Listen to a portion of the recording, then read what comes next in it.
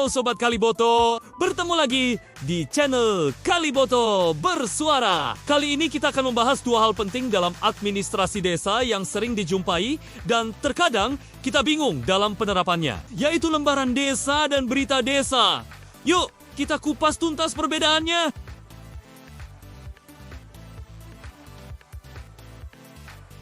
Pertama, mari kita bahas lembaran desa. Ini adalah media resmi desa untuk mengundangkan peraturan desa atau yang biasa kita sebut Perdes. Nah, Perdes ini dibuat dan ditetapkan bersama oleh Kepala Desa dan BPD. Yang menarik, lembaran desa ini sifatnya mengikat umum, artinya berlaku untuk seluruh masyarakat desa tanpa terkecuali.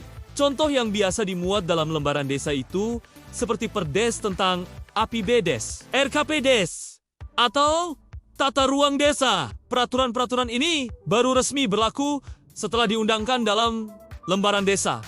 Jadi, kalau belum masuk lembaran desa, ya belum resmi berlaku. Sekarang, kita beralih ke berita desa.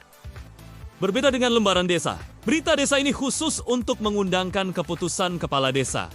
Sifatnya lebih ke administratif dan individual. Maksudnya, keputusan ini hanya berlaku untuk orang atau pihak tertentu yang disebutkan dalam keputusan tersebut. Misalnya nih, keputusan kepala desa tentang pengangkatan perangkat desa baru, pembentukan panitia kegiatan, atau penetapan penerima bantuan sosial. Keputusan-keputusan ini sifatnya spesifik dan tidak berlaku untuk semua warga desa.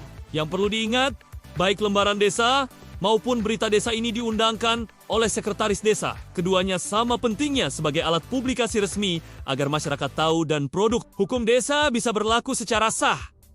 Seperti dijelaskan dalam Undang-Undang Nomor 6 Tahun 2014 tentang desa pada Pasal 69 Ayat 11. Yaitu peraturan desa dan peraturan kepala desa diundangkan dalam lembaran desa dan berita desa oleh sekretaris desa.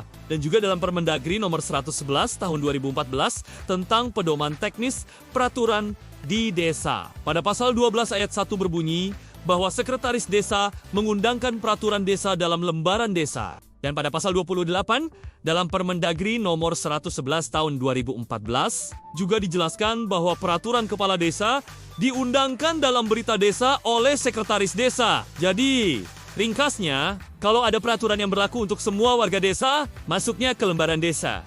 Tapi kalau keputusan yang sifatnya khusus untuk orang atau kelompok tertentu, itu masuknya ke berita desa. Terus, apakah berita desa boleh mendahului lembaran desa? Kalau kita merujuk ke Undang-Undang Nomor 6 Tahun 2014 tentang desa dan Permendagri Nomor 111 Tahun 2014 tentang pedoman teknis peraturan di desa, sebenarnya tidak ada larangan eksplisit yang menyebut berita desa tidak boleh mendahului lembaran desa. Namun, kita bisa lihat dari logika hukum dan hierarki produk hukum desa.